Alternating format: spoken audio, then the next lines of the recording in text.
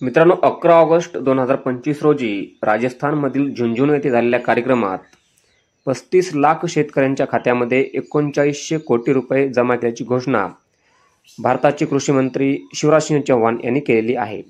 परंतु यामध्ये महाराष्ट्रातील शेतकऱ्यांना किती रक्कम ही मिळणार आहे याची माहिती आपण या व्हिडिओमध्ये जाणून घेणार आहोत. मित्रांनो, कृषी आयुक्तालयाच्या अधिकृत माहितीनुसार खरीप हंगाम 2024 मधील 15,25,707 शेतकऱ्यांच्या बँक खात्यामध्ये एकूण 809 कोटी रुपये एवढी रक्कम ही जमा होणार आहे. आता यामध्ये बघा, प्रधानमंत्री पीक विमा योजनेअंतर्गत खरीप 2022 ते रब्बी 2024 मधील पिकांच्या नुकसान भरपाईचा समावेश आहे.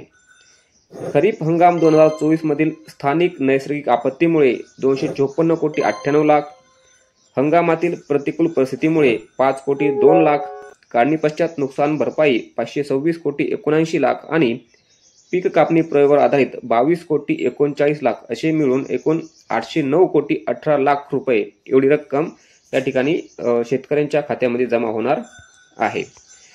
त्याचबरोबर बघा, वर्ष 2024च्या रब्बी हंगामातील नैसर्गिक आपत्तीचे 52 कोटी 42 लाख, पीक कापणी प्रयोगावर आधारित 16 कोटी 47 लाख आणि काढणी पश्चात नुकसान भरपाईचे 43 कोटी 37 लाख असे एकूण 112 कोटी 27 लाख रुपये हे शेतकऱ्यांच्या खात्यामध्ये जमा होणार आहेत. तर